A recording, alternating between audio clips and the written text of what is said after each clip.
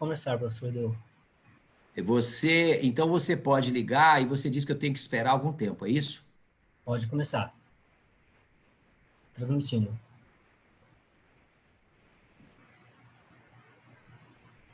Boa tarde a todos e a todas que estão nos assistindo. Essa sessão é da marcha virtual, esse debate, esse painel que nós vamos fazer, tem o objetivo de discutir a situação da ciência brasileira, seus desafios.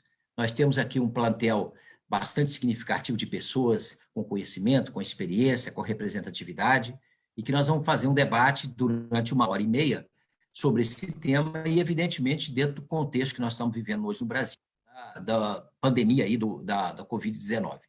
Eu queria agradecer muito a todos os palestrantes que vão aqui participar conosco, em nome da SBPC e das diversas associações científicas, instituições, universidades que estão organizando hoje essa marcha virtual pela ciência no Brasil inteiro. Na parte da manhã, nós já tivemos um debate sobre a questão propriamente sobre a questão do coronavírus, da pandemia, e foi muito interessante o debate, com muita informação, e agora à tarde nós vamos nos dedicar mais a discutir a questão da ciência brasileira.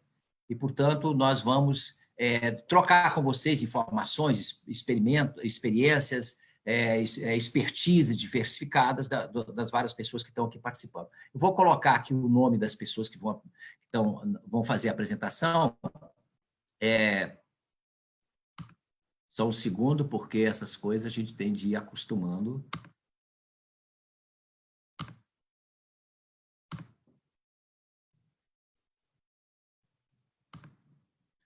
Ok, aí estão os palestrantes e debatedores desse painel.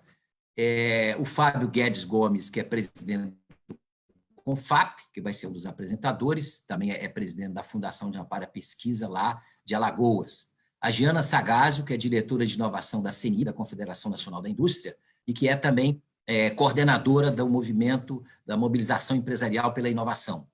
E entre os nossos debatedores estão o Luiz Davidovich, que é presidente da Academia Brasileira de Ciências, meu colega físico, o João Carlos Salles, que é o presidente da associação que envolve os reitores das universidades federais, ele é reitor da Universidade Federal da Bahia, o Carlos Henrique Brito Cruz, da Unicamp, e que é ex-presidente e ex-diretor científico da FAPESP de São Paulo, o Celso Panceira, que foi ministro de Ciência, Tecnologia e Inovações, e que hoje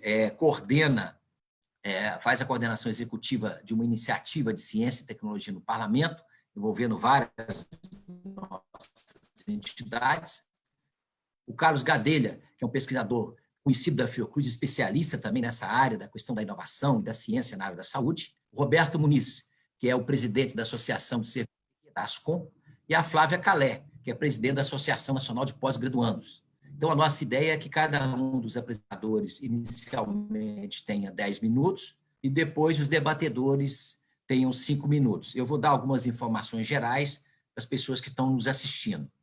Bem, a primeira coisa é que as perguntas, vocês podem fazer perguntas aos palestrantes, aos debatedores, pelo chat do Facebook e do YouTube da SBPC, que está transmitindo essa sessão. O painel vai ser gravado, e ficará disponível posteriormente no YouTube da SBPC. A gente convida vocês todos também a se manifestarem, aqueles que não o fizeram ainda. Nós estamos fazendo uma manifestação virtual, hoje em Brasília, na frente do Congresso Nacional, em defesa dos temas que nós estamos discutindo aqui ao longo do dia. Fundamentalmente, o pacto pela vida, pela ciência, por todos esses aspectos da melhoria das condições para se produzir ciência e para o atendimento à saúde no Brasil. Nós tivemos também um tuitaço ao meio-dia, que teve milhares de pessoas participarem, e vamos fazer outro às 18 horas, e convidamos as pessoas que utilizam o Twitter para fazê-lo. O hashtag é Pacto pela Vida, que é um tema central que nós estamos colocando nessa marcha virtual pela ciência. Quem quiser ver a programação dessa marcha virtual pela ciência, ela se encontra no site da SBPC, no nosso portal, e toda a programação nacional, existem muitas outras atividades ao longo do dia, e essa é uma das atividades nacionais que nós estamos organizando.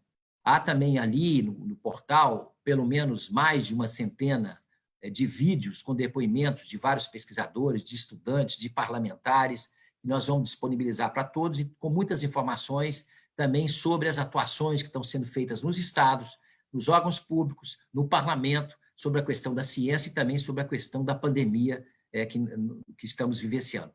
Então, é importante que vocês também atentem para essas outras atividades que nós estamos fazendo ao longo do dia. Eu queria passar, então, inicialmente para a Giana, para fazer a sua colocação inicial, depois o Fábio, em seguida eu e depois os debatedores. Giana, pode ser você, por favor?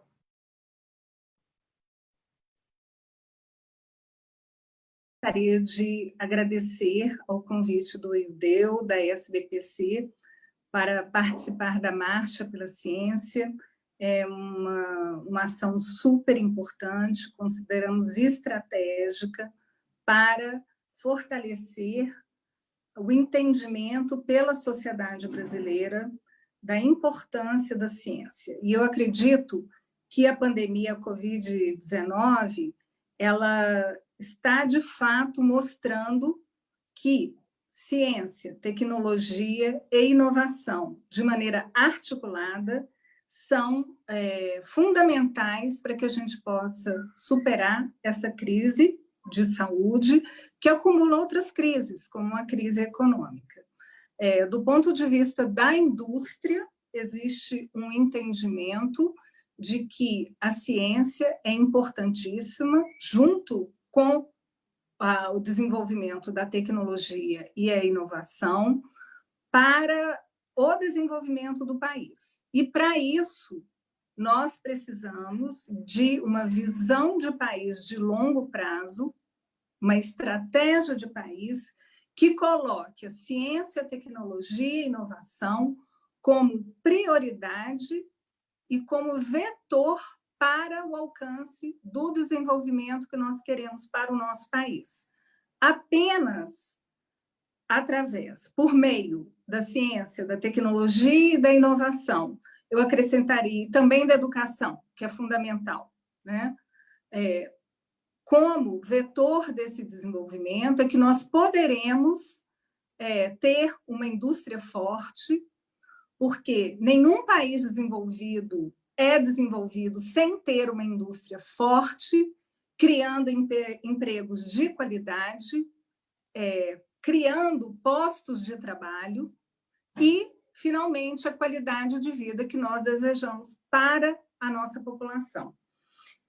A CNI ela atua nessa linha já há algum tempo, inclusive, como o Ildeu reforçou, nós coordenamos a mobilização empresarial pela inovação, que é um movimento de lideranças empresariais, mas também de lideranças de instituições importantes do nosso ecossistema de inovação, eu diria de ciência, tecnologia e inovação. E nesse movimento, esse ano, nós já completamos 12 anos, nós temos como objetivos principais apoiar o Estado, eu diria, né, independente de qual partido esteja ali à frente, mas apoiar o governo na formulação de políticas de longo prazo que sejam eficazes e que tragam esses resultados que nós queremos, né, para o país. E, além disso, nós também trabalhamos para fortalecer o nosso ecossistema e também para apoiar as empresas a inovar mais. Então, a ciência é fundamental, porque ela vai irrigar com conhecimento toda a pesquisa e o desenvolvimento que se precisa fazer. Quando a gente compara o Brasil, o que está acontecendo no Brasil com o resto do mundo, e aí eu estou falando antes da crise de saúde, da pandemia, nós vemos que o Brasil já vinha em um movimento contrário ao que está acontecendo nos países mais desenvolvidos, né? O que está acontecendo nos Estados Unidos ou nos países da Europa, na China, em Israel, enfim, é que existe um reconhecimento por parte do governo e da sociedade de que investir em ciência, tecnologia e inovação é prioridade e é o vetor para o desenvolvimento. Então, a esse reconhecimento da importância corresponde a disponibilização de instrumentos, a formulação de políticas e recursos financeiros sustentados ao longo dos anos. No ano passado, a gente teve Estados Unidos e China, só assim como exemplo, investindo em termos absolutos, acima de 500 bilhões de dólares em pesquisa e desenvolvimento. Claro, nós não podemos, temos que relativizar a questão do Brasil, mas nós não podemos ir em um caminho que diminui esses investimentos que têm acontecido, né? Se a gente pegar no Brasil o que vem acontecendo nos últimos anos com o orçamento do Ministério da Ciência, Tecnologia, Inovações e Comunicações, com a aplicação dos recursos do BNDES, da FINEP, com o FNDCT, que tem arrecadado acima do esperado, mas que tem sofrido, que os seus recursos têm ficado em reserva de contingência mais do que proporcional ao recurso que foi arrecadado. A falta de recursos em subvenção econômica, que é um instrumento amplamente praticado nos países mais desenvolvidos. A questão da equalização para estimular mais projetos.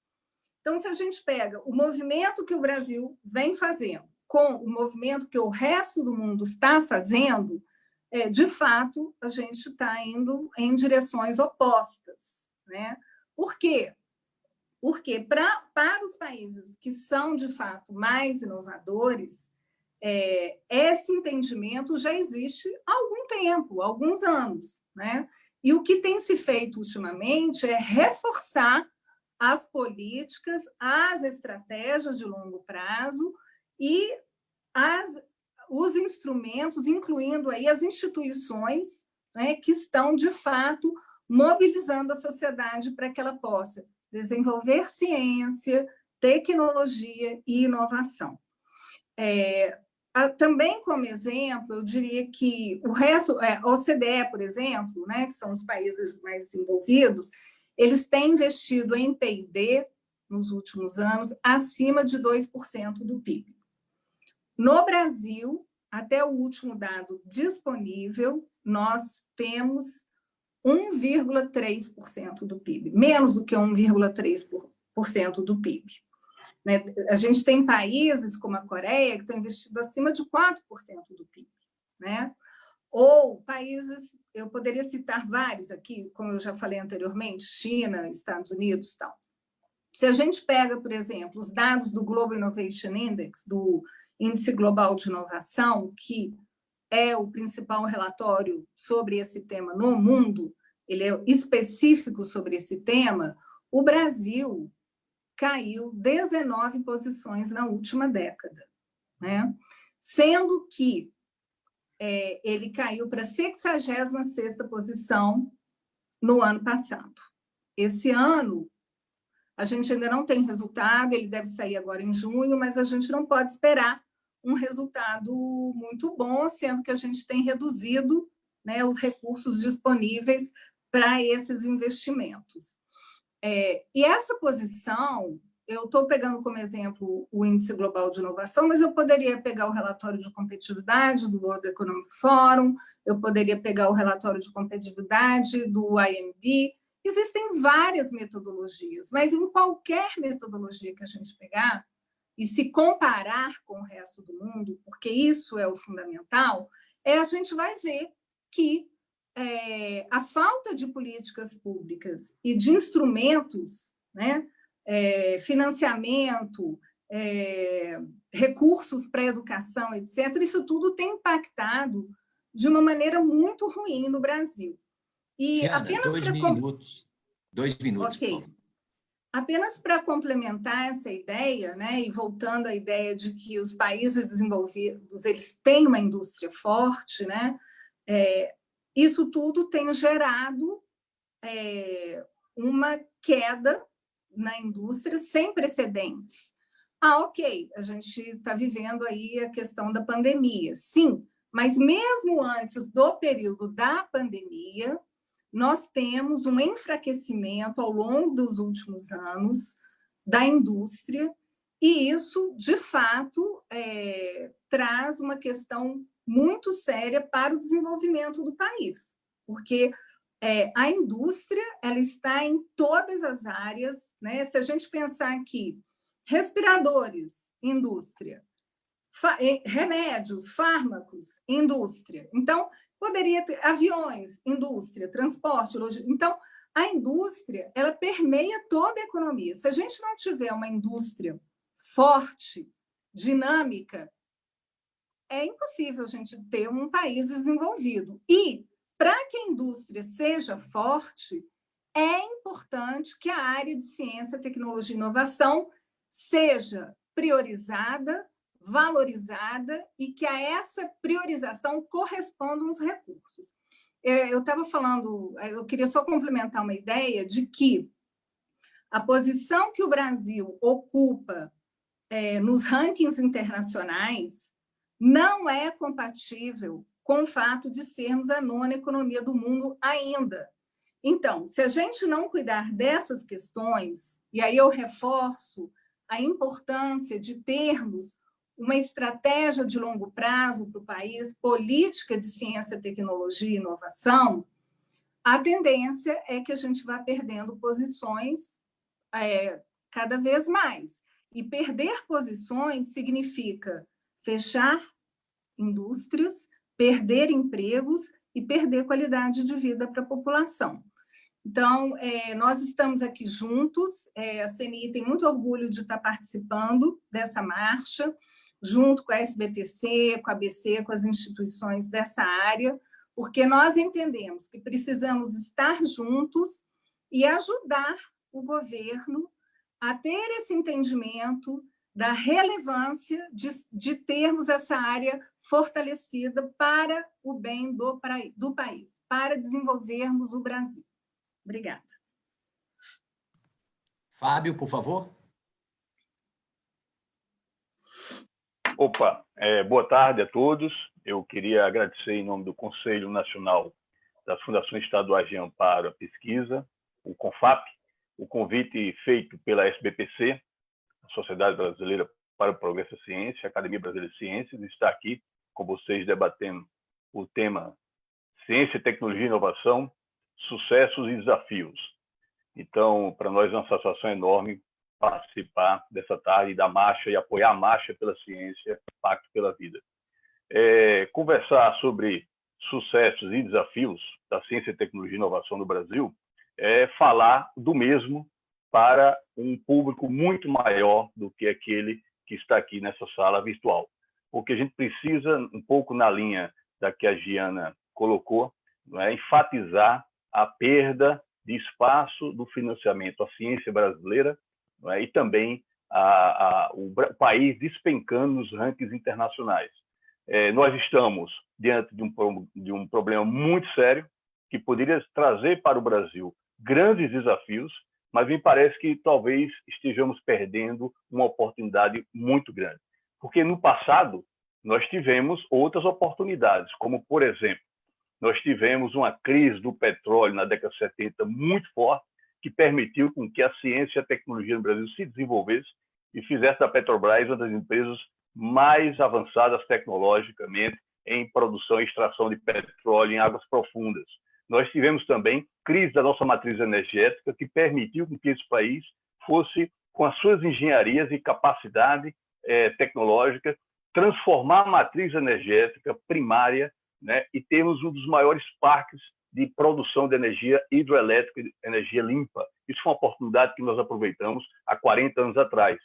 Também podemos citar como sucesso, um exemplo de sucesso, foi a grande expansão da nossa fronteira agrícola, permitindo aumentar os espaços de cultura em regiões que até 50 anos atrás você não imaginava nunca que poderia ter uma produtividade agrícola, e o país se transformou num dos grandes celeiros da economia mundial na produção de alimentos.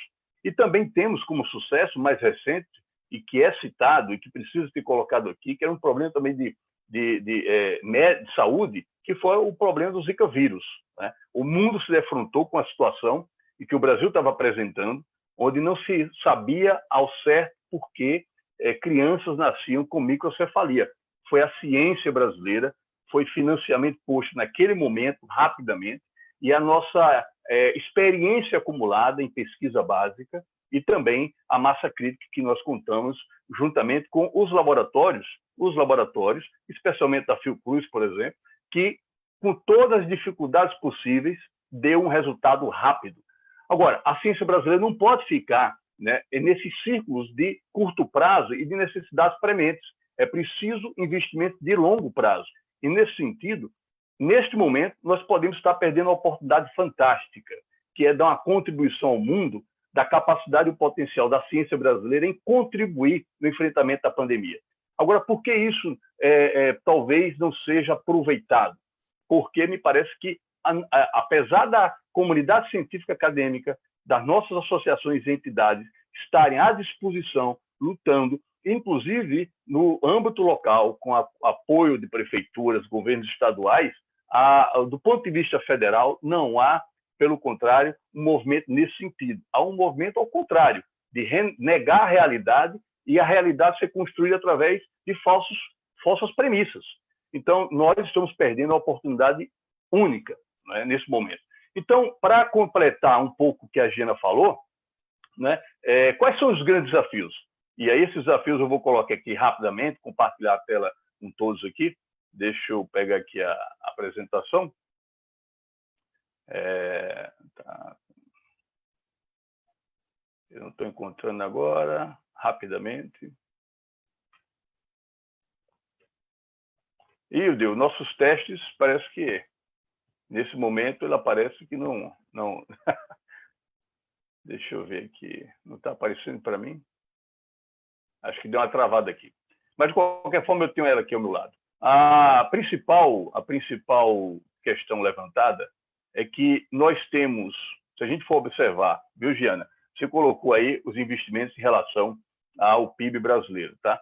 Se a gente pegar somente a função no orçamento do governo federal de ciência e tecnologia, nós temos aí pouco mais de 0,08 no orçamento do governo federal. É claro que esse 0,08 ele pode chegar em relação ao PIB a 1,5% quando nós fazemos todo um tipo de manobra contábil para juntar tudo, desde a participação das fundações estaduais de amparo à pesquisa, as empresas, né, os laboratórios, as universidades, podemos chegar a 1,5%, 1,6%, 1,7% que bateu ali mais ou menos em 2014. Mas quando você vai para a rubrica somente Ciência, Tecnologia e Inovação do governo federal, não passa de 0,08%, ou seja, do PIB. Né? E quando a gente vai há 10 anos atrás, essa rubrica era 0,1%. 0,1%. Caímos para 0,08% na rubrica apenas Ciência e Tecnologia do financiamento do governo federal. Ou seja, significa dizer que a gente vem perdendo espaço no financiamento da ciência brasileira, quiçá se não tivéssemos uma construção de longo prazo de instituições que vai aí na base dos 4 décadas, 5 décadas, qual a situação nós encontraríamos hoje, né? E aí, por exemplo, a gente pode citar uma FAPESP, que o Brito sabe e conhece mais do que ninguém, né? Imagine se nós não tivéssemos uma FAPESP em São Paulo. São Paulo,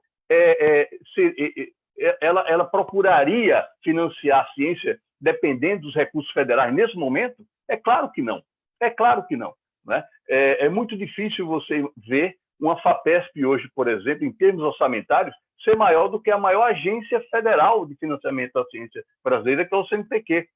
Né? Então, o CNPq, a CAPES, vem desidratando em termos de recursos ao longo dos últimos, pelo menos, 4 anos. A iniciativa da Ciência e Tecnologia no Parlamento, criada pela SBPC, ABC, que junta outras instituições, conseguiu, a duras penas, junto com a comunidade científica acadêmica, em 2019, reverter um quadro de queda abrupta dos recursos de financiamento para agências como CNPq, CAPES, mas não conseguiu reverter ainda um quadro muito sério, que é o descontingenciamento do Fundo Nacional de Desenvolvimento Científico e Tecnológico. Então, veja, nós estamos, de certa maneira, nessa crise, né, sofrendo justamente as intempéries da descontinuidade do financiamento da ciência brasileira. E claro que isso tem um rebatimento muito forte nas fundações estaduais de amparo à pesquisa. Por quê? Porque boa parte das fundações estaduais de amparo à pesquisa complementa esse ecossistema de financiamento da ciência brasileira.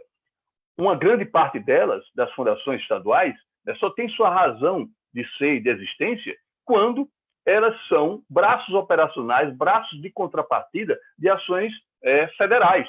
Tirando alguma ou outra fundação, e eu já citei o caso da FAPESP, as demais, hoje, né, elas, de certa maneira, estão com restrições muito fortes de atuar nessa pandemia, porque não conta com a parceria direta, nesse momento, da unidade federativa. Tá? Então, colocando aqui para os meus finalmente, já faltam 8 minutos, né? É muito difícil, todos estão falando, o que vai ser do mundo pós-Covid-19. Né? Certamente vai se voltar novamente a tocar nos grandes temas. Sociedade do conhecimento. Agora, sociedade do conhecimento sem educação e sem ciência, vai ser muito difícil nós aproveitarmos a oportunidade desse problema muito sério de saúde, que, claro, é uma guerra, mas é uma guerra finita. Tá? Nós estamos diante de um Thanos, como fazendo menção àquele filme Os Vingadores, mas a ciência vai vencer essa guerra. Nós estamos perdendo batalhas. Tá? Quando vencermos essa guerra, o que é que nós vamos tirar de exemplo, de experiência desse momento? Tanto do ponto de vista do aprendizado, do acúmulo de experiência científica e tecnológica, como também de sociedade para o futuro, se a ciência, como você colocou, Gena, ela de fato não for um eixo do desenvolvimento econômico e social aliado à educação, e não podemos deixar também de lado a cultura também. Então era isso que eu gostaria de colocar muito rapidamente, e me desculpe, a apresentação aqui travou, mas nos testes aqui não foi, deu tudo certo, mas a questão da tecnologia mesmo. Muito obrigado.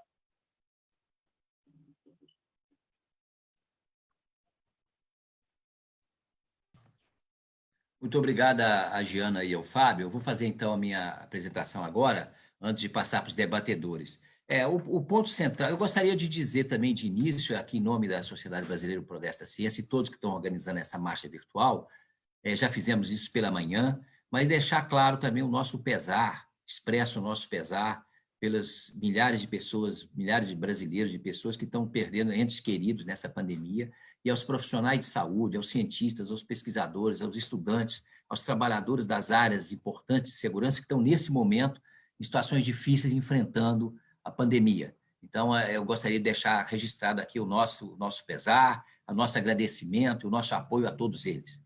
Bem, eu vou fazer alguma colocação no sentido que Giana e Fábio disseram. Eu vou colocar alguns dados que eu acho que vou tentar compartilhar, Fábio, aquilo que você não conseguiu aí tecnologicamente, porque eu acho importante também esses momentos para a gente expressar, talvez mostrar para as pessoas as informações que raramente saem qualificadas sobre a questão da ciência e tecnologia. E certamente os debatedores podem enriquecer muito mais isso que eu vou dizer aqui agora.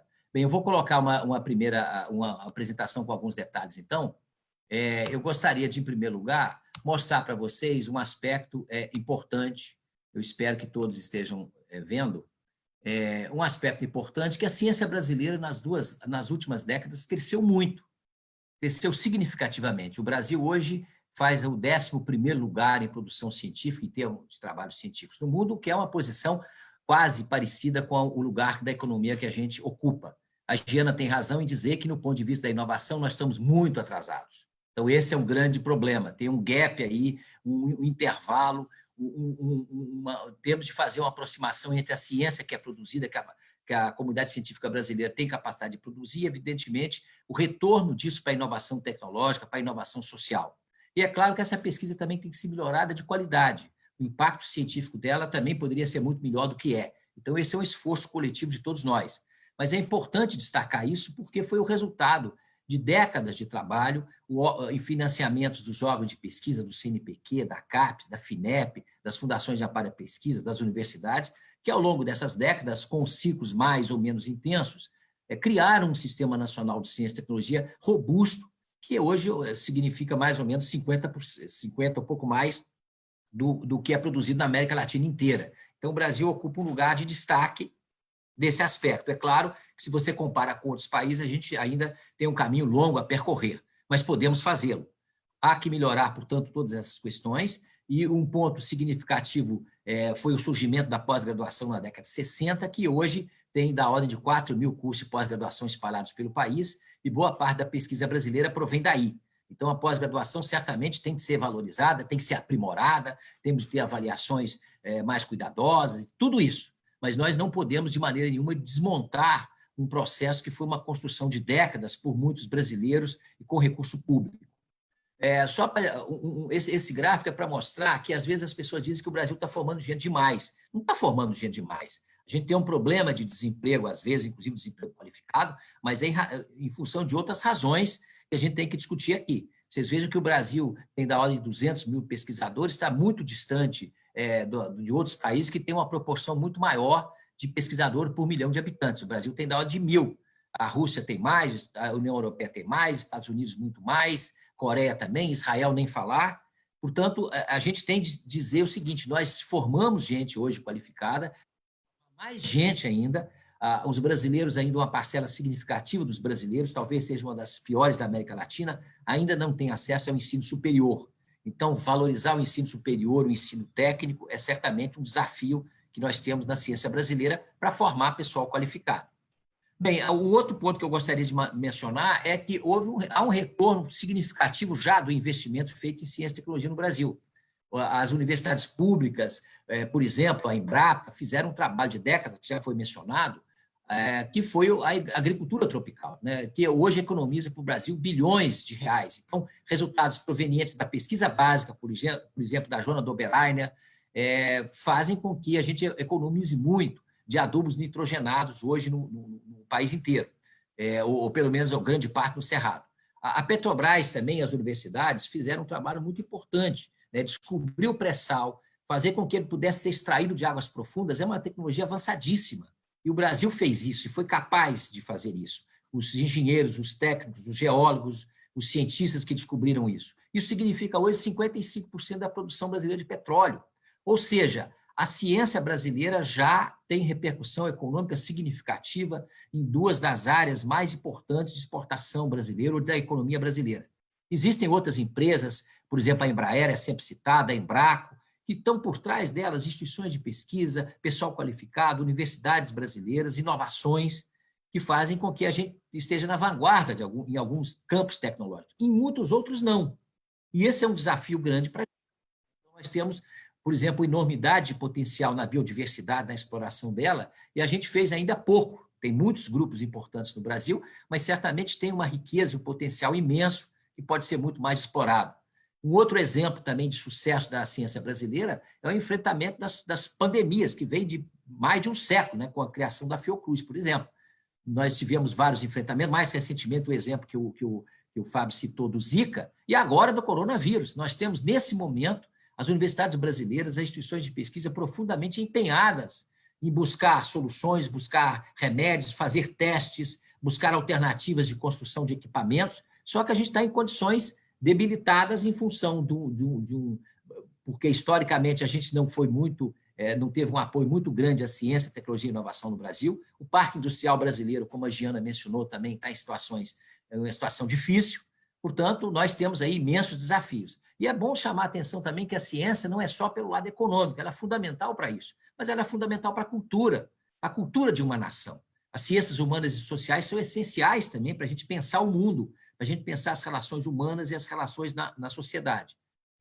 Esse quadro que o Fábio e a Giana mencionaram, vocês viram aí, eu coloquei apenas, podem observar aí, eu coloquei apenas 4 gráficos, mas todos eles mais ou menos com o mesmo formato, né, das principais agências de apoio à ciência no Brasil.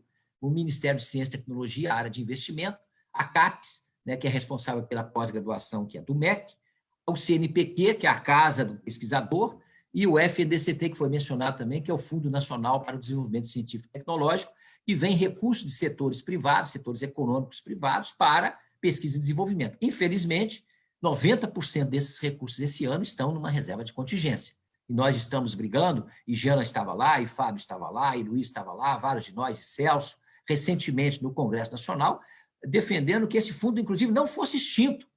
E nós conseguimos convencer aos senadores de todos os partidos que era um absurdo o fechamento desse fundo, que é essencial para a ciência, para a tecnologia, para a inovação, porque muito do recurso dele vai para a empresa, deveria ir, né, para a subvenção econômica, para programas de estímulo à inovação nas pequenas, nas médias empresas e na infraestrutura das universidades. Vocês vejam que também o CNPq, que é o gráfico embaixo à esquerda, a gente conseguiu que mantivesse o mesmo orçamento do ano passado, mas está com debilidades fortes ainda no fomento à pesquisa. No apoio, tem um recurso para pagar as bolsas, né, que foi um problema que no ano passado nós conseguimos, com um esforço grande no Congresso, segurar, mas nesse ano a gente tem um investimento do CNPq ainda muito aquém do que precisava, por exemplo, para fomento, para editais, para pesquisadores das diversas áreas do conhecimento. Então, essa importância da ciência básica também deve ser ressaltada. A gente tem de pensar que a ciência básica é fundamental em todo esse processo. É claro que o governo tem de ter estratégias, tem de ter prioridades, e é dever dele fazer isso, mas nós não podemos deixar de lado a importância da ciência básica. Nessa defesa lá do FNCT nesse ano passado e nesse ano, nós apontamos várias razões por que ele não pode ser extinto. O que ele já fez pela ciência brasileira, no setor aeronáutico, no agronegócio, ajudou a criar a Embrapa, no petróleo e gás, nos projetos agora do Sirius, né, um grande projeto da ciência brasileira. Tudo isso teve um recurso fundamental nas universidades brasileiras, nas instituições de pesquisa provenientes desse fundo. Então, portanto, a gente está defendendo fortemente que não só ele seja mantido, mas que os seus recursos sejam usados para a finalidade para o qual ele foi criado, inclusive por lei. A gente entende que colocamos, inclusive, muitos anos atrás, na Constituição brasileira, um artigo que diz que pesquisa científica básica e tecnológica é dever do Estado, é prioridade. Portanto, a gente acha que essa legislação brasileira deve ser cumprida também no que se refere à ciência e à tecnologia. Bem, só para dar um dado aí, comparar com a China, que foi mencionada, a China, em 1995, tinha o mesmo PIB do Brasil. E hoje está disputando com os Estados Unidos a liderança da economia mundial. E o que eles fizeram de diferente? A Coreia também, que subiu significativamente. Tiveram políticas continuadas, políticas industriais, políticas para ciência e tecnologia, políticas de inovação e uma reestruturação social que valorizou isso, né? Então, eu acho que esse é um ponto que a gente deve olhar para os outros para aprender o que eles fizeram. Eu podia dar o exemplo também de Israel, da Alemanha, de vários outros países, mas tomando a China como exemplo mais claramente, que estava na mesma situação do que o Brasil há 3 décadas atrás. Bem, caminhando aqui para eu finalizar, eu só que os desafios que nós estamos colocando aí, eu mencionei alguns dos grandes desafios que nós estamos vivendo. Um deles é a educação de qualidade, que é uma coisa quase óbvia no Brasil, é muito falada, mas é pouco valorizada, em particular a educação em ciências na escola básica, que é uma questão fundamental para nós. A mencionar os recursos adequados, que estamos agora discutindo, e lembrar que esses recursos são investimento, não são gastos. Recursos para ciência e tecnologia têm um retorno significativo, né? A FAPESP tem analisado isso, a Embrapa tem analisado isso. Para cada real, por exemplo, colocado na Embrapa, retorna 12. Portanto, é um investimento altamente rentável você aplicar em ciência e tecnologia, evidentemente, com os devidos cuidados e com políticas continuadas. Tem outras questões aí que estão colocadas como desafios para a ciência e tecnologia, mas vão ser tocadas certamente por vários dos colegas. Eu queria dizer que um grande desafio também é um desafio mais nacional. A gente criar que a ciência, tecnologia e inovação esteja integrada num projeto de nação. Um projeto de nação que seja democrática, soberana, menos desigual. Nós temos uma das desigualdades mais acentuadas do mundo e com desenvolvimento sustentável. O Brasil tem uma riqueza muito grande. Nós, a Academia Brasileira de Ciência, a SBPC, as sociedades científicas diversas têm discutido isso, programas mobilizadores, e a gente pode certamente fazer muito mais do que estamos fazendo se tivermos apoio e se tivermos também encaixados ou encadeados dentro de um projeto de nação. As universidades podem melhorar? Podem. Instituições de pesquisa podem melhorar? Podem. Devem melhorar? Sim. Agora, precisam de apoio, precisam de também estar inseridas dentro de um projeto de país mais amplo. Aí eu finalizo dizendo que essa marcha pela ciência também, ela tem como lema o Pacto pela Vida e pelo Brasil, né, que nós assinamos algumas entidades recentemente, entre as quais a SBPC, a Academia Brasileira de Ciências, a OAB, a CNBB, que tem a ABI, entidades que têm uma tradição na luta pela melhoria das condições de vida no Brasil, pelas condições democráticas no Brasil, pela educação, pela ciência, pela saúde. Então, a gente faz um convite a todos vocês para se integrarem nesse movimento do Pacto pela Vida e pelo Brasil. Bem, então, eu encerro e acho que não sei se extrapolei meu tempo, se Ana... Bem, eu vou passar, então, para o primeiro debatedor. Luiz, está aí a postos? A postos. Posso começar? Pode. Bom, então, em primeiro lugar, eu queria parabenizar a SBPC e o DEU, em particular, pela organização dessa marcha pela ciência, uma atividade muito importante nesse momento terrível que nós estamos enfrentando da pandemia e também de uma crise política, econômica, social, né, o que a gente pode chamar de tempestade perfeita no país. Então, é o momento de discutir a ciência, é a hora da ciência, e essa pandemia, com todos os aspectos horríveis que ela está trazendo para todos nós, ela está trazendo também uma reavaliação de alguns conceitos básicos, uma reavaliação do papel do Estado no Brasil, uma reavaliação do papel das instituições públicas de ciência e tecnologia, que tem demonstrado uma força fantástica no enfrentamento dessa pandemia. Universidades públicas reciclando seus laboratórios, adaptando seus laboratórios para enfrentar essa crise. Instituições de pesquisa presentes. Então, isso mostra que, apesar dos cortes sucessivos de recursos que tivemos nos últimos anos, a ciência está viva no país, enfrentando as emergências que aparecem. E que não é apenas essa é uma grande emergência, certamente. Mas já tivemos, ao longo dos últimos anos, várias outras emergências. No ano passado, derramamento de óleo no litoral brasileiro. A ciência ajudou, a ciência se reuniu. Os institutos nacionais de ciência e tecnologia relacionados àquela emergência trocaram informações, se reuniram para enfrentar aquele acidente. Então, a ciência está presente, né? Agora, temos certamente problemas que já foram apontados pelos palestrantes. Aliás, quero cumprimentar a todos eles, a Giana Sagaz, o Fábio Guedes, realmente parceiros nessa luta que temos desempenhado pela ciência, pela tecnologia e pela inovação no Brasil. É interessante comparar o que acontece aqui no Brasil com o que acontece em outros países. Isso já foi feito aí pela Giana, quando falou do percentual do PIB aplicado em pesquisa e desenvolvimento em outros países, comparado com o baixo percentual do Brasil. Mas há outras questões também que aparecem.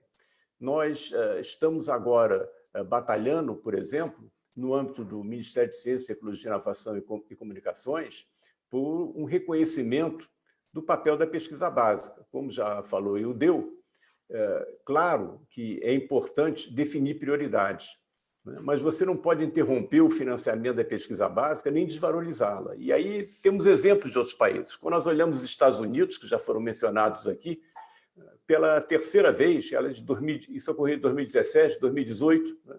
O presidente Trump envia para o Congresso norte-americano um orçamento com fortes cortes na área de ciência e tecnologia. O Congresso norte-americano reage anulando os cortes e, de fato, aumentando esse orçamento em relação ao orçamento do ano anterior. Por que o Congresso norte-americano faz isso? Bom, há várias forças por trás, não é só a compreensão que eles têm, né, da importância da ciência no desenvolvimento dos Estados Unidos. É mais que isso. Há pressões fortes de grandes empresas como Google, IBM, General Motors, para que o Congresso norte-americano valorize o orçamento de ciência e investigação de tecnologia nas universidades e nos institutos de ciência e tecnologia. Porque o desenvolvimento da ciência básica, da ciência aplicada, tem riscos. E as indústrias preferem ficar lá com o desenvolvimento de produtos que têm menos risco. Então, lá nós temos a pressão dessas empresas diretamente sobre o Congresso norte-americano. Eu gostaria muito que nosso Congresso tivesse essa percepção, né, e que realmente pudesse alterar até o orçamento enviado pelo Executivo no sentido de beneficiar esse setor, que é fundamental para o futuro do país, como já foi falado aqui por muita gente. Eu quero dizer também que há outras questões envolvidas e que tem a ver com ciência, mas tem a ver também com uma compreensão maior da sociedade em que vivemos. Ontem mesmo, nós tivemos um documento interessante que foi publicado no jornal Le Monde, na França, assinado por 200 artistas e cientistas, entre os quais prêmios Nobel, alguns deles conhecidos aqui no Brasil, como Albert Fert e o Serge Haroche, né, que colaboram com grupos aqui no Brasil. E o título desse documento é Não a um retorno à normalidade. É um documento forte que diz que é preciso reexaminar, né, e mudar em profundidade os nossos modos de vida, os nossos modos de consumo e nossas economias. Eles falam da questão climática, né, falam de outras questões da poluição que afetam a saúde humana, que afetam a sociedade humana, e é preciso repensar sobre isso. E essa epidemia também deveria nos fazer pensar sobre isso. O desmatamento da Amazônia tem o risco de liberar novos vírus aqui no Brasil, cuja ação sobre seres humanos ainda é desconhecida. Então, nós vemos uma relação aí entre epidemias, novos vírus, o desmatamento e as mudanças climáticas, né? Vemos que nós não podemos separar essas questões, está tudo junto, e em todas elas está presente a ciência brasileira. Então, esse é o momento Luiz. de repensar. 2 minutos, 1 minuto, tá bom, vou terminar. Então, só para terminar, então, e acredito que vou terminar até antes dos 5 minutos, eu quero dizer que, se houve esse documento ontem, publicado na França, com pesquisadores e artistas de todos os lugares do mundo, aqui no Brasil nós também tivemos um documento interessante, que o Deus já comentou, que é o Pacto pela Vida e pelo Brasil. E eu queria terminar com uma frase desse documento, que eu acho que descreve bem o momento atual e a oportunidade que ele nos traz. Diz o documento: é hora de entrar em cena no Brasil o coro dos lúcidos, fazendo valer a opção por escolhas científicas, políticas e modelos sociais que coloquem a nossa sociedade em um tempo de fato novo. Então, é talvez um gesto de esperança nessa situação terrível que nós estamos aqui, uma aposta na esperança e no futuro. Essa é a ocasião de repensar o modelo que temos aqui de apoio à ciência, de apoio à inovação e tentar criar realmente novas formas de apoiar a ciência, a pesquisa e a inovação. Finalmente, né, reconhecer também, graças, enfim, em função desse período que nós estamos atravessando, o papel importantíssimo das instituições públicas de ciência e tecnologia, o papel importantíssimo do Sistema Único de Saúde, que poderia estar até muito mais desenvolvido do que está, atendendo mais pacientes, mas que tem prestado um serviço inestimável à população brasileira. Então, parabéns de novo ao IDEU, ao SBPC, aos palestrantes, por esse grande evento no dia de hoje. Obrigado, Luiz. João Carlos está, nosso reitor da Universidade Federal da Bahia e presidente da Andifes. João Carlos. Sim. Pronto, Ildeu. Obrigado, Ildeu. Parabéns a todos, parabéns à SBPC pela Marcha pela Ciência. E eu gosto de dizer, Ildeu, que a Marcha pela Ciência é uma marcha pela ciência, cultura e arte, porque eu compreendo que um gesto como esse é um gesto de defesa do ambiente em que se dá, sobretudo, a pesquisa científica em nosso país, ou seja, a universidade pública. E eu insisto nesse ponto, eu quero destacar esse ponto por algumas razões, né? Porque esse ambiente não é um ambiente qualquer, né? Ou seja, é um ambiente onde você tem uma estrutura nacional de pós-graduação, né? Uma estrutura que pretende ter medidas comuns no Brasil, uma certa comensurabilidade de padrões de trabalho científico, e também, é claro, um lugar especial onde a pesquisa não se dá isoladamente, mas sim ela se dá associada e precisa estar associada a ensino, à formação, à extensão, e, é claro, possibilitando uma certa confrontação de gerações, um desafio de gerações, uma confrontação de saberes. Eu quero insistir nesse ponto porque hoje, mais do que nunca, nós temos uma certa ameaça à universidade por uma razão simples. Quebrou-se a aura da universidade, me parece, para muita gente. em particular para as elites, se quebrou essa aura, mas quebrou para o governante atual, porque parece reduzir, amesquinhar a universidade em duas formas. Uma forma, os bons pesquisadores eles são chamados a realizar certas funções, a responder perguntas muito tópicas, práticas, muito diretas, muito condicionadas a algo que é externo ao saber. Evidentemente, nós estamos preocupados com a economia, com o resultado econômico da ciência, com todas as questões que nós temos que enfrentar de saúde, agora especialmente de saúde, mas o pesquisador ele não se amesquinha como se fosse um consultor ou tivesse uma missão muito particular por um certo, se medisse só por um certo resultado. Por outro lado, aquilo que não tem uma função útil é colocado na condição de um certo luxo dispensável, como se não fosse uma tarefa de Estado garantir, ao lado da pesquisa aplicada, a pesquisa básica, a pesquisa em humanidades, que é um contexto fundamental nesse momento.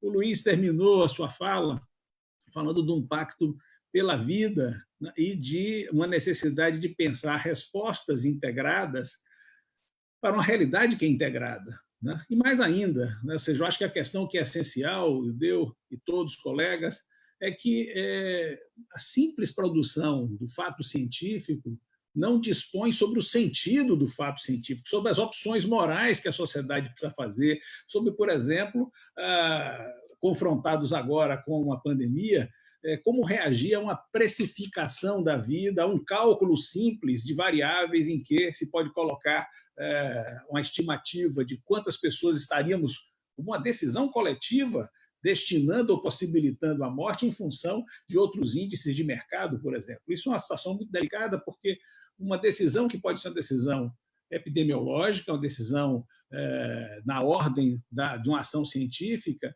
pode ser colocada em função de valores que parecem estranhos a esse ambiente universitário, onde nós desenvolvemos uma cultura humanística forte e importante.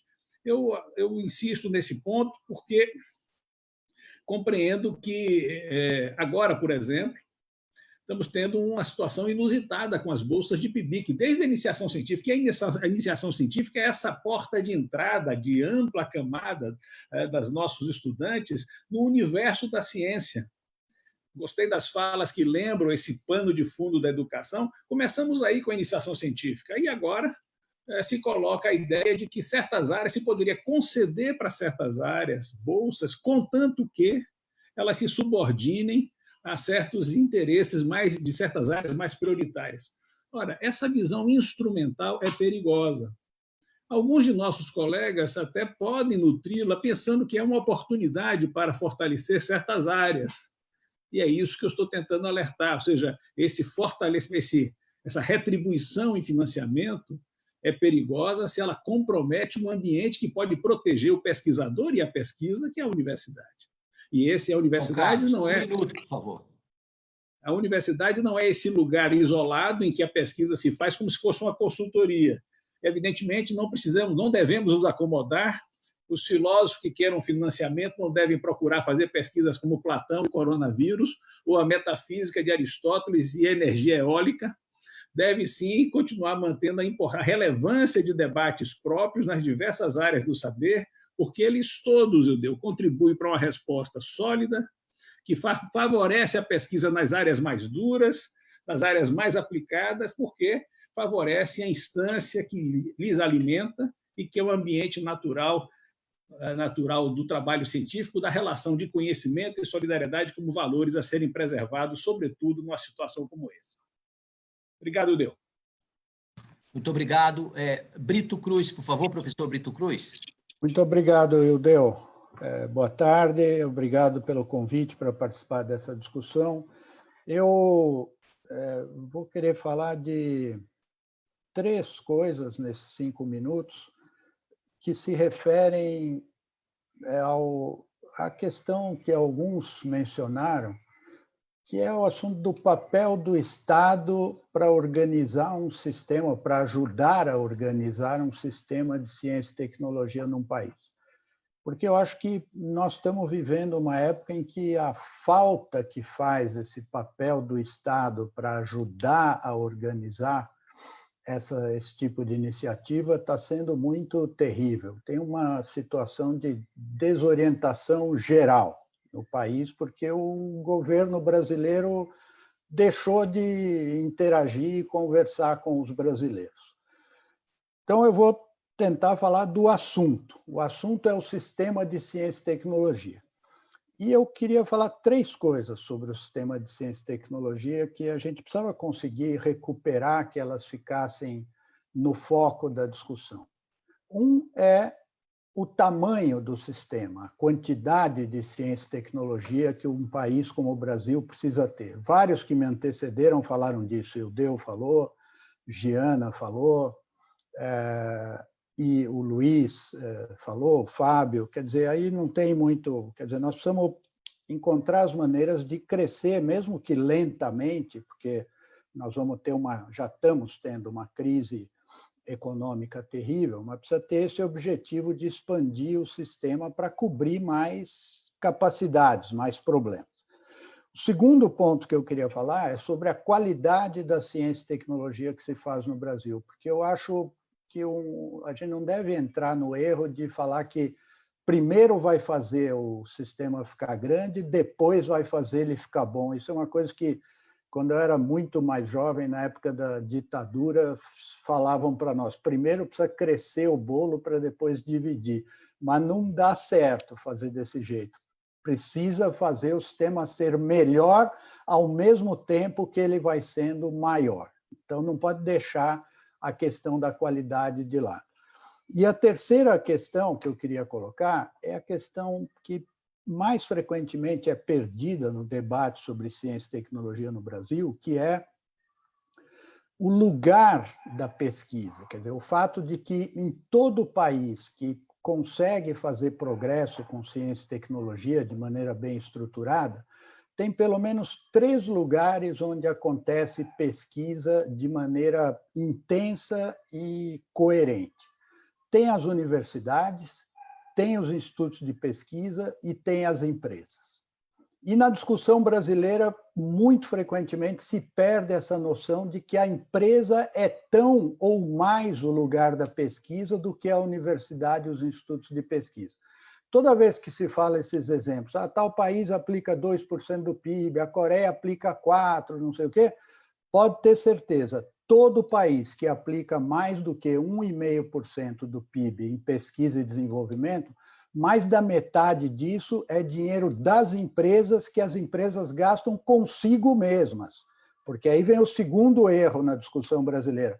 As pessoas têm uma ilusão de que as empresas vão pegar o dinheiro delas e dar para a universidade e para o instituto de pesquisa, coisa que não acontece em nenhum lugar do mundo. Então, quando um país investe mais que 1,5% do PIB em pesquisa e desenvolvimento, mais da metade é dinheiro das empresas que elas usam para contratar milhares de cientistas e engenheiros que trabalham em seus laboratórios.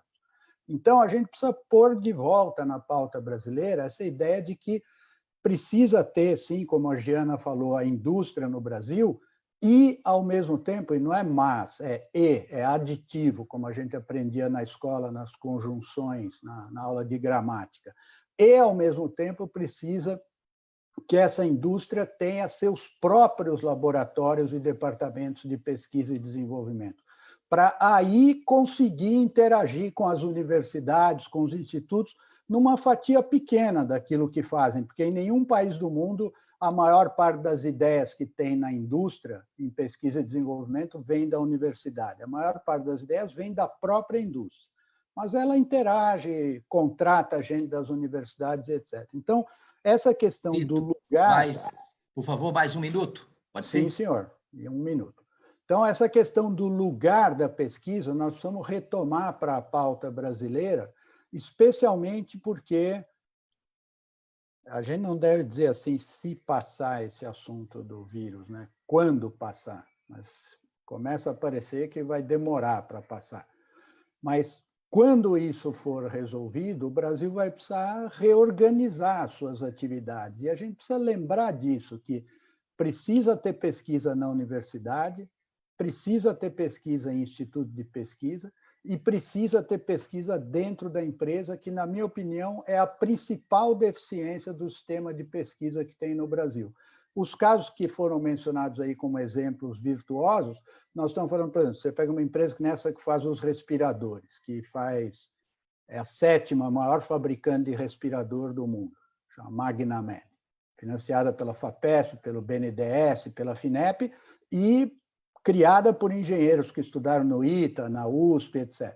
Bom, essa empresa aí consegue descobrir coisa porque ela tem o seu próprio departamento de pesquisa e desenvolvimento para resolver os problemas que eles têm para fazer um respirador que funcione todo dia, toda noite, durante 3 meses, durante 2 anos, durante 4 anos, com qualidade e passando nos testes que precisa dessas coisas. Então, precisa voltar para a pauta essa ideia de que tem que ter pesquisa nas universidades, tem que ter pesquisa nos institutos de pesquisa e tem que ter pesquisa também dentro das empresas do Brasil. Senão a gente nunca vai conseguir chegar nesse tal 2% do PIB do qual todo mundo fala.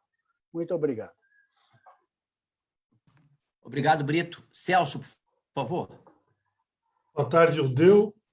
Cumprimentar a todos que participam dessa sala aí, a Jana Sagazio, Fábio Guedes, a Ana Tereza, que está lá no backstage, né, caso dê algum chabu aí com o Eudeu para ela entrar, Roberto Muniz, professor Luiz Abdovich, professor Carlos Brito, professor Carlos Gadelha, nosso reitor João Carlos Salles, Flavinha Calé.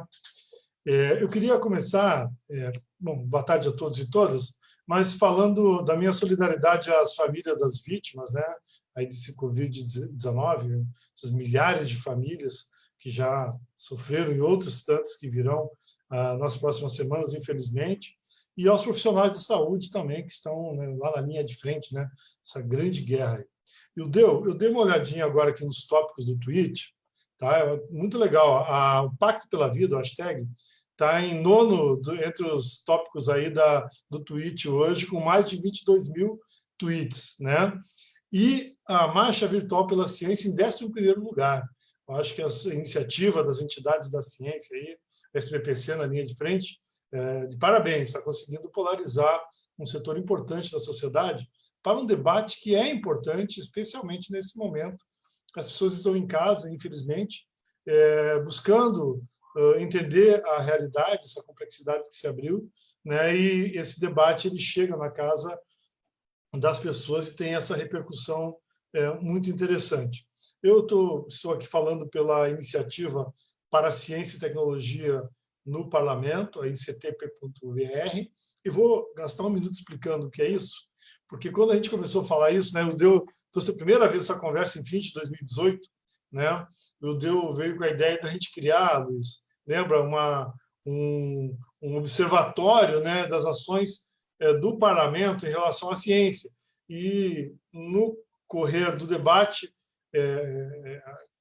construímos o ICTP.br, a Iniciativa para a Ciência e Tecnologia no Congresso. Hoje em dia ela tem um comitê executivo que é formado pela ABC, que é formado pela SBPC, pela Andifes, que está aqui representada pelo professor João Carlos Salles, pelo CONIF, que reúne os reitores dos institutos federais, pela Confies, né, presidida pelo Fernando Peregrino, aqui da COP, que são as fundações de apoio, a CONFAP, que está aqui, presidida agora pelo querido Fábio Guedes, que está falando aqui também hoje na nossa sala, a CONSECT e o Fórum Municipal dos Secretários Municipais de Inovação. Então, essa é a nossa iniciativa, ictp.br, já temos o site .com.br, ictp.com.br.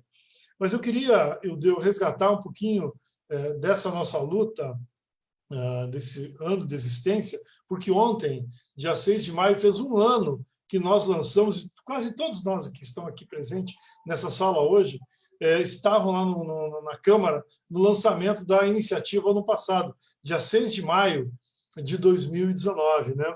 Então, ontem nós fizemos um ano de existência. Nesse um ano, nós tivemos diversa atuação no Congresso Nacional, e eu vou citar 3 aqui, que vem na linha daquilo que eu quero falar a seguir. A primeira foi a tentativa do governo federal, através de uma medida provisória, de transferir a Secretaria Executiva do FNDCT tirando da FINEP e jogando para dentro do Ministério de Ciência e Tecnologia. Nós, junto com as entidades e os parlamentares, conseguimos, com uma emenda, retirar esse dispositivo, né, que centralizava ainda mais a gestão do FNDCT, que está com mais de 90% dos seus recursos contingenciados, dentro do Ministério, tirando a FINEP, que tem um papel importante para a história da ciência brasileira, da inovação, desse contexto.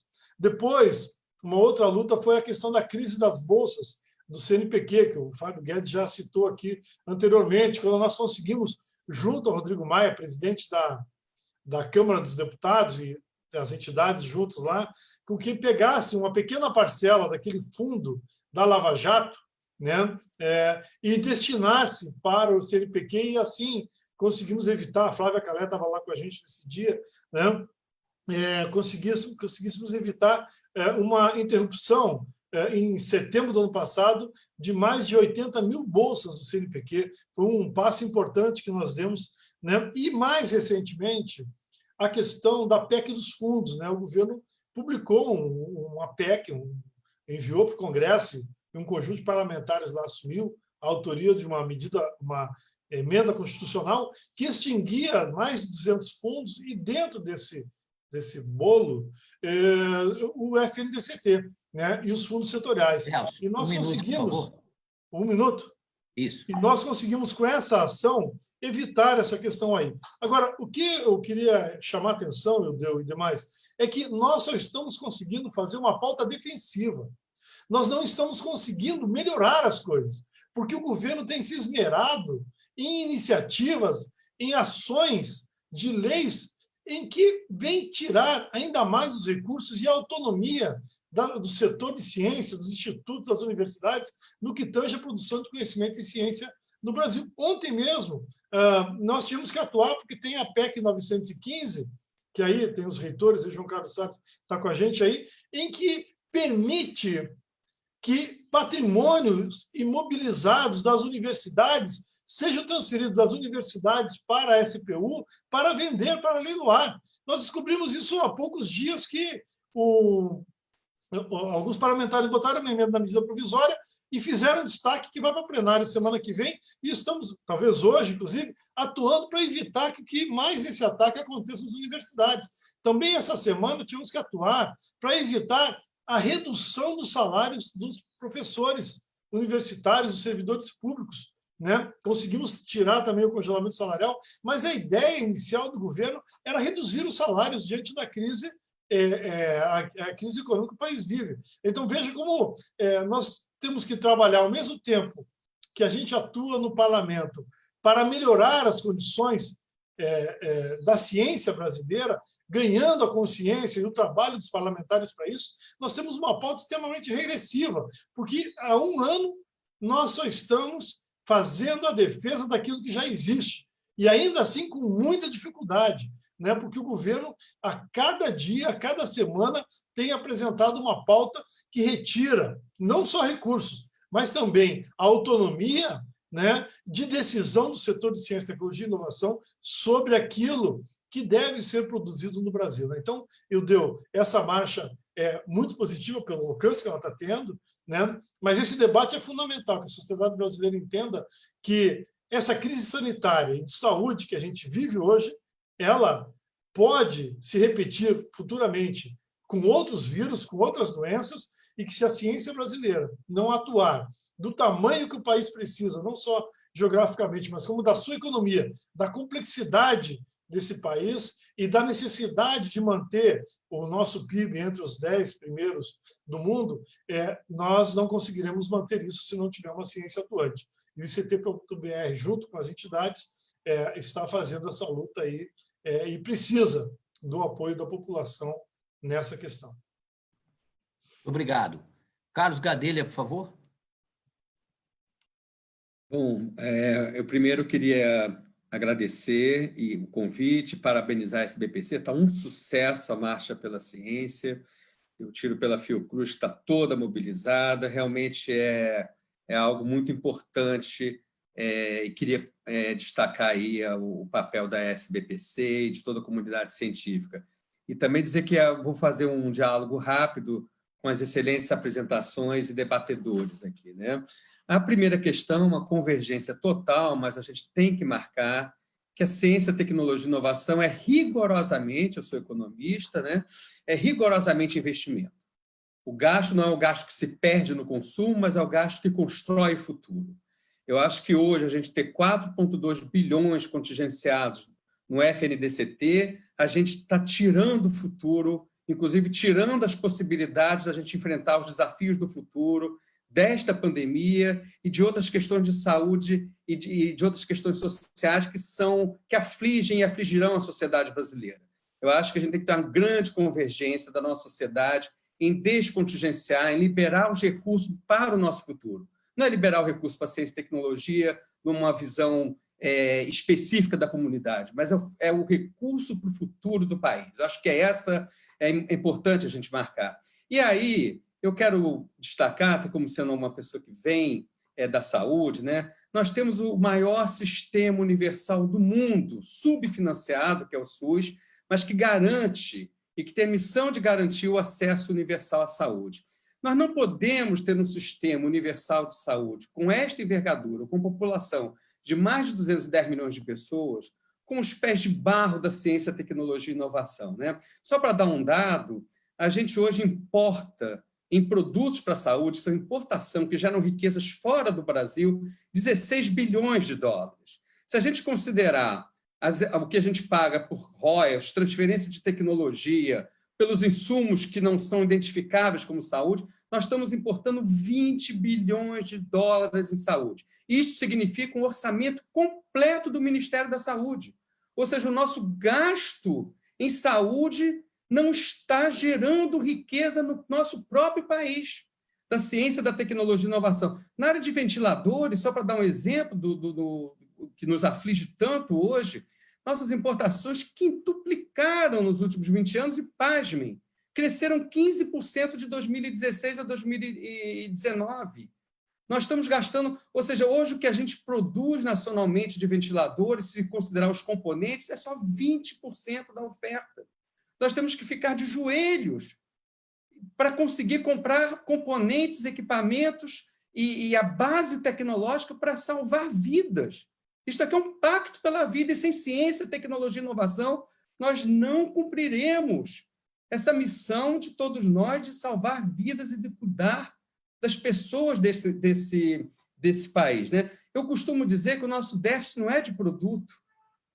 Produto é o que parece, mas ele é um déficit de conhecimento. Ele é um déficit, quando eu vou olhar por dentro desse déficit, ele é integralmente um déficit de inovação, capacidade tecnológica e de conhecimento. A Giana tem toda a razão. A gente tem que ter musculatura industrial até para viabilizar o investimento empresarial na ciência e tecnologia, como disse o Brito e como todos aqui estão compartilhando, né? Na área de fármacos, 94% dos fármacos que a gente precisa são importados. Isso não é razoável.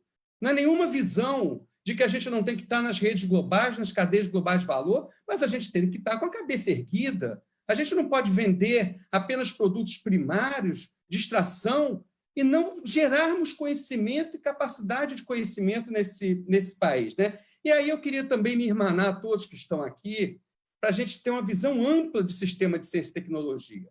A gente tem, né, se a gente pensar hoje, para combate ao coronavírus, está envolvendo a engenharia biomédica, a matemática, as ciências sociais, por exemplo, a conceber como é que a gente estrutura uma atenção primária. A gente sabe que aonde a atenção primária está bem estruturada, não está morrendo menos gente. A letalidade é menor. Aonde a atenção primária está mal estruturada, a letalidade é muito maior. Isso envolve, então, um campo, um amplo espectro, e a gente tem que ter essa visão ampla de sistema de ciência e tecnologia. Senão, nós vamos sempre ficar correndo, olhando para trás. Qual é a epidemia de amanhã? Qual é a questão do câncer de amanhã, do coração, a questão da mobilidade, da vida nas favelas, da cidade inteligente?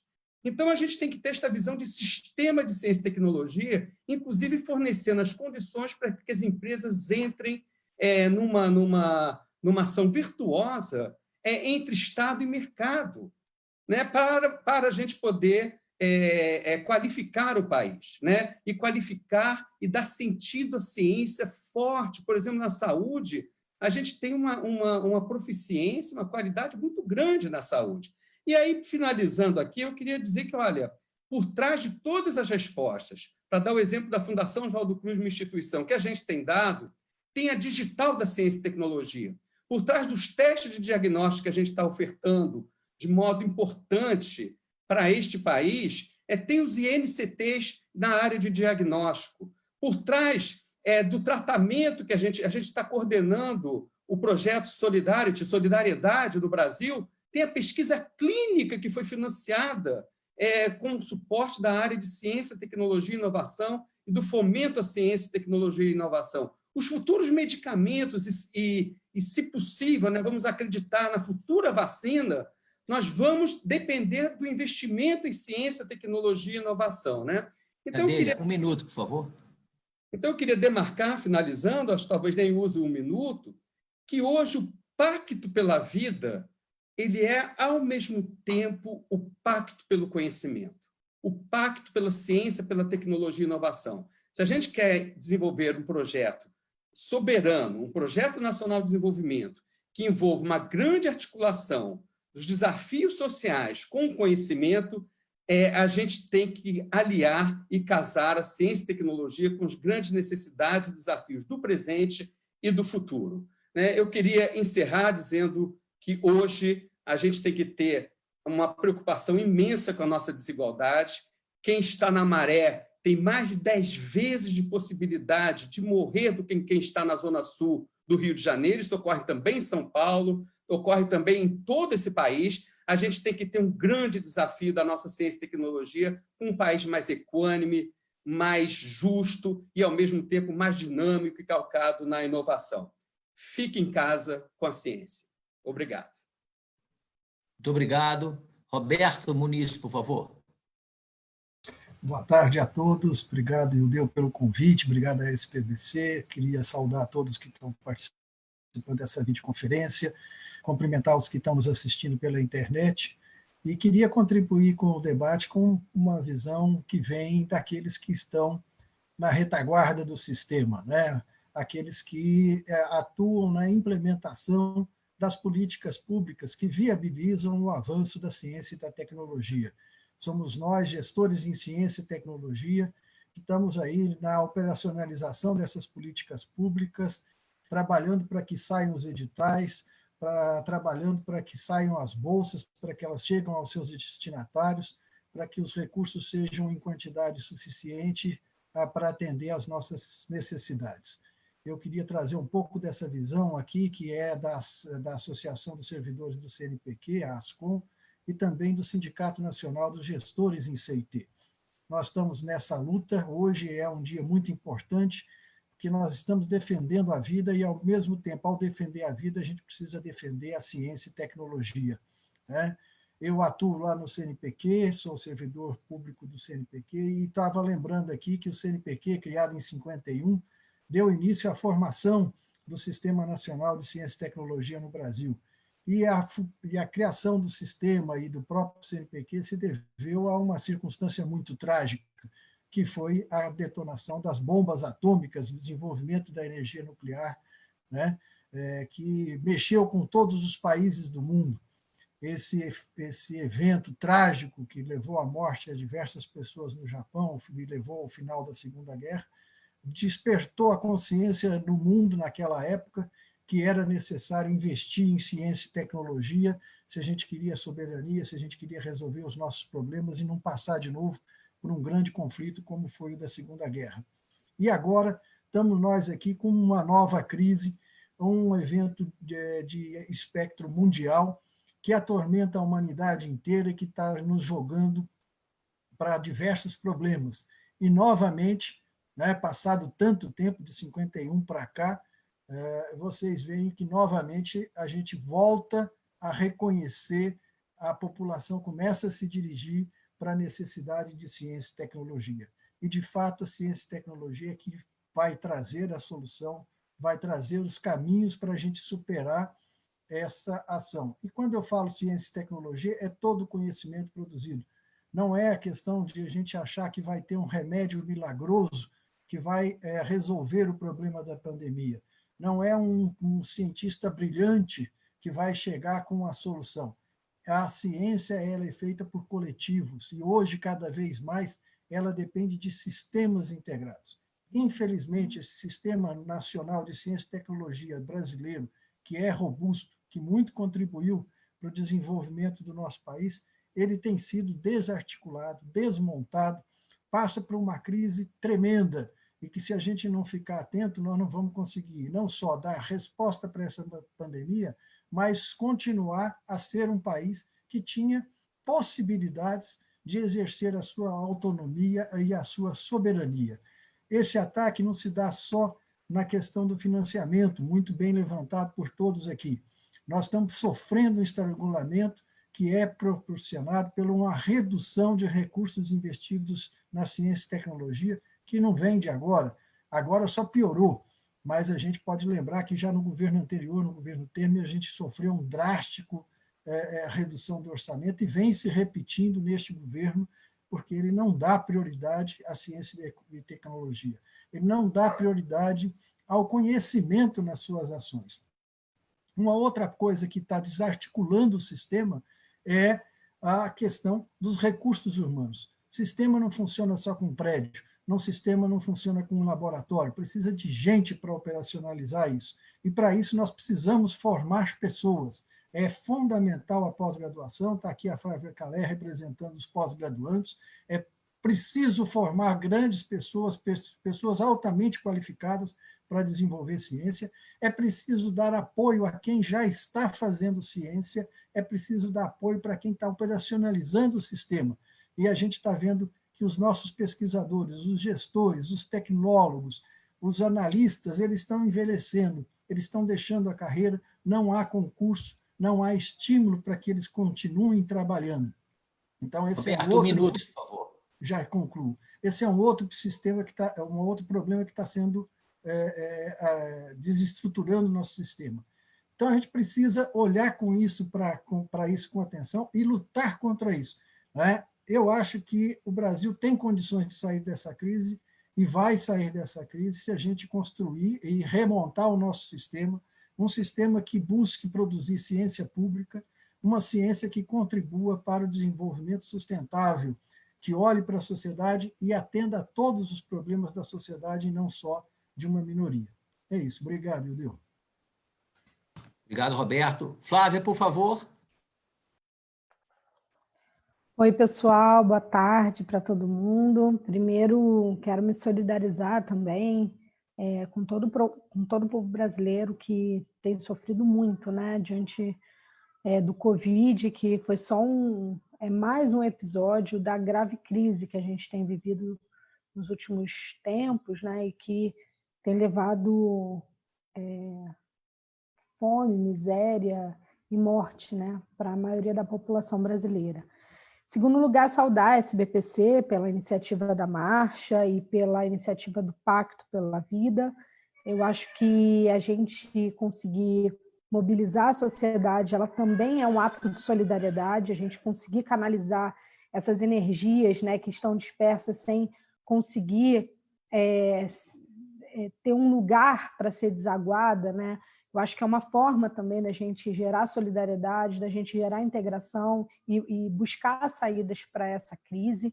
Dizer que a NPG é signatária dessa iniciativa, né, quer se somar a esse esforço do Pacto também pela Vida.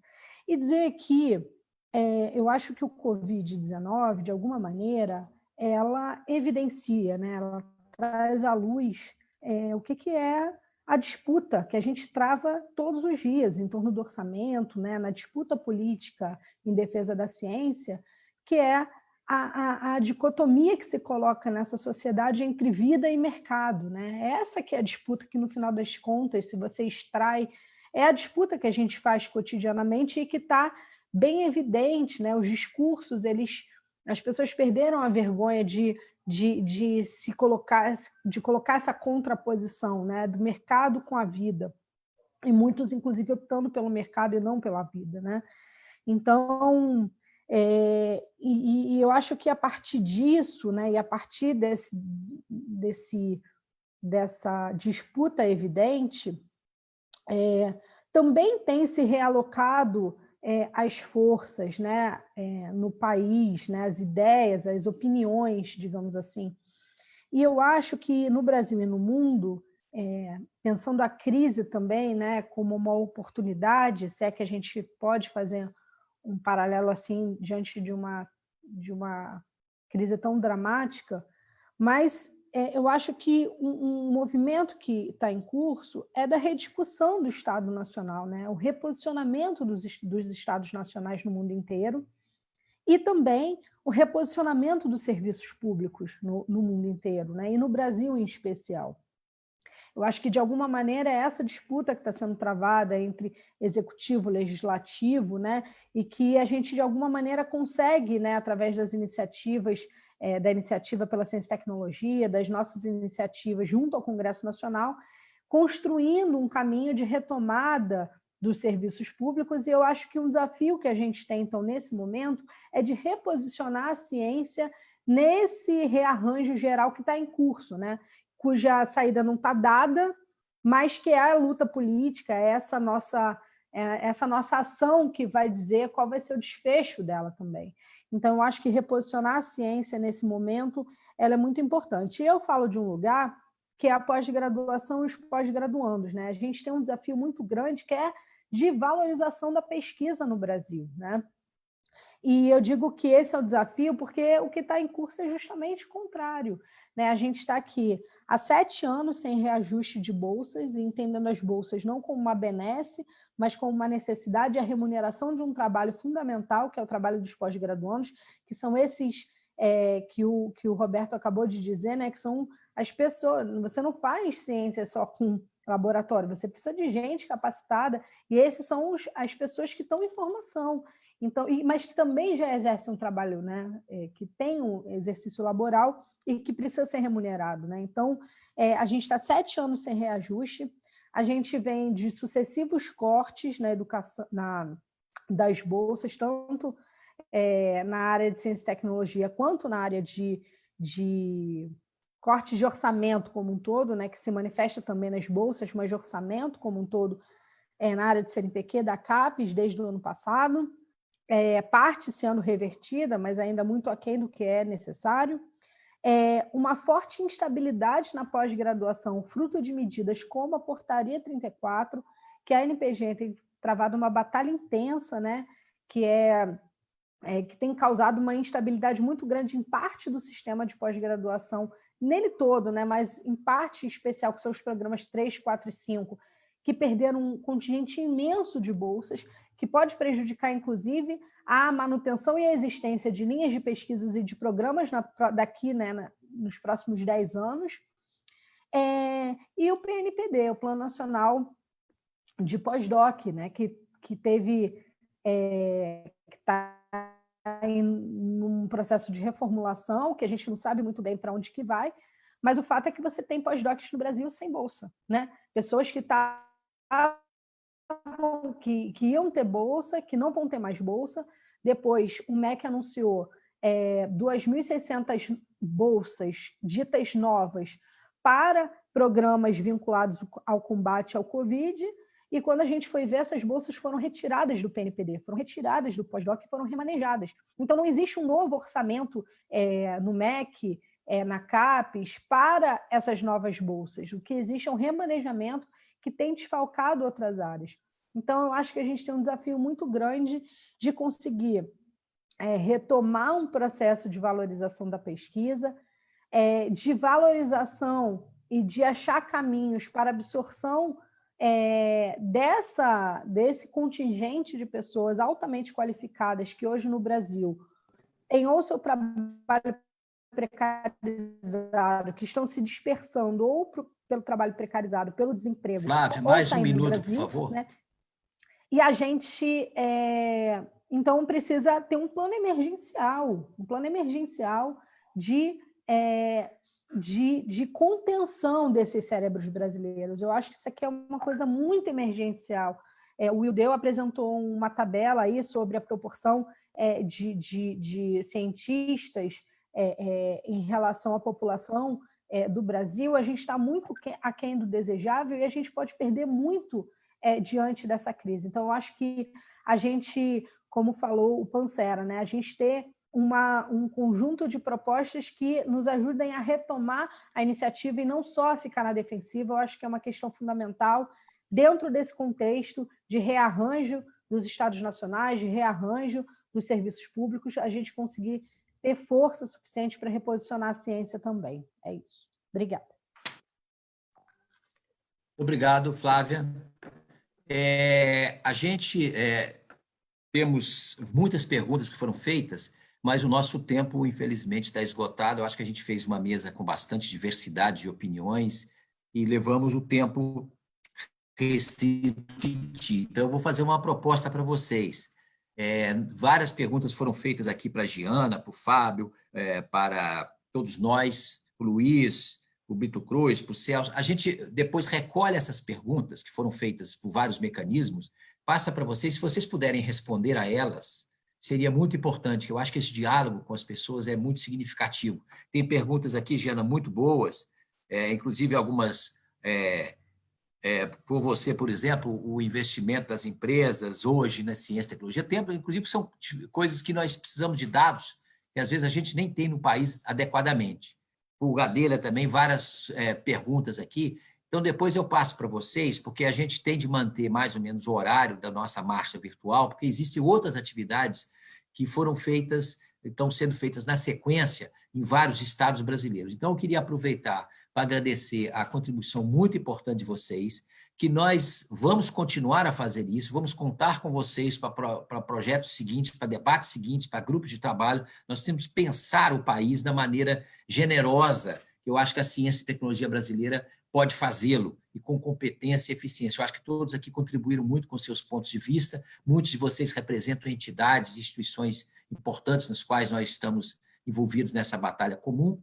Então, eu queria, em primeiro lugar, agradecer a todos vocês, agradecer também a todas as pessoas no Brasil inteiro que estão colaborando com a Marcha Virtual pela Ciência, os nossos pessoal que está aí, que não aparece aqui nas telas, mas que está no cotidiano, no trabalho técnico, na movimentação, na mobilização no Brasil inteiro. Então, para vocês terem a ideia, me informaram aqui que a gente ficou, acho que em segundo lugar, em Twitter, em um certo momento, e nós vamos fazê-lo de novo às 18 horas. Então, a gente solicita a todo mundo que está nos assistindo também use o tuitaço para que nossas palavras de ordem que nós estamos defendendo aqui, a educação, a saúde, a democracia, fiquem em casa com a ciência, o pacto pela vida, investimento em ciência essencial e o pacto pela vida com o seio da ciência com destaque. Então, isso eu solicito a todos vocês que possam fazer isso. A nossa manifestação virtual também, diante do Congresso Nacional, Fábio, a gente conseguiu, e Giana, Celso, todos nós que temos nos mobilizado, Luiz, para levar pessoal para o parlamento todo ano, para poder fazer algum tipo de discussão lá. Tivemos 10 mil pessoas participando em Brasília, o que é uma façanha, obviamente, virtualmente. Tivemos até problema no site, que foi a primeira tentativa que fizemos, e queremos, inclusive, nos desculpar com muitas das pessoas que tentaram entrar e não conseguiram, mas certamente vão conseguir em outras manifestações. Luiz, você quer fazer uma observação? Você está sem som. Não, é apenas para dizer que eu tentei, mas não consegui. Estava cheio. Pois é. Então, eu vou fazer a conta. Deve ter mais uns 10 mil que tentaram e não conseguiram, né? Estou extrapolando aqui. Mas, certamente, a gente poderia ter muito mais gente, mas eu acho que foi uma iniciativa muito importante. Nós vamos voltar a fazê-la, aprimorar o sistema. Eu agradeço muito a vocês. E nós vamos continuar a debater essa questão da ciência, tecnologia e inovação no Brasil, a necessidade dela fundamental. E, nesse momento, particularmente crítico, nós estamos tendo muitos debates hoje, por exemplo, na parte da manhã, sobre a questão da pandemia. Foi muito rico, né, a gente trazendo as experiências das instituições, dos pesquisadores, dos médicos que estão enfrentando isso. E a gente quer dizer, eu acho que eu posso dizer em nome de todos, que a comunidade científica brasileira hoje está absolutamente solidária com a população brasileira, pensando também nas classes pobres, nos setores pobres, que têm dificuldades imensas, nas imensas desigualdades de acesso que a gente tem à educação, à saúde, a preocupação também que nós temos também com o meio ambiente do nosso país, que nesse momento também está sofrendo alguns ataques muito muito ruins do ponto de vista geral, até da nação, de soberania de nação. Então, eu queria agradecer muito a todos vocês, convidá-los para as nossas próximas atividades e contar com vocês em todas elas. E as pessoas que estão nos assistindo, lembrar do tuitaço às 18 horas e de várias atividades que continuam, que estão no portal da SBPC, ao acesso de todos. Muito obrigado a todos vocês e fiquem bem, fiquem em casa com a ciência e fiquem bem. Muito obrigado. Muito obrigado. Boa tarde. Tchau, obrigada a todos. Até logo. Obrigado. Obrigada, Tchau para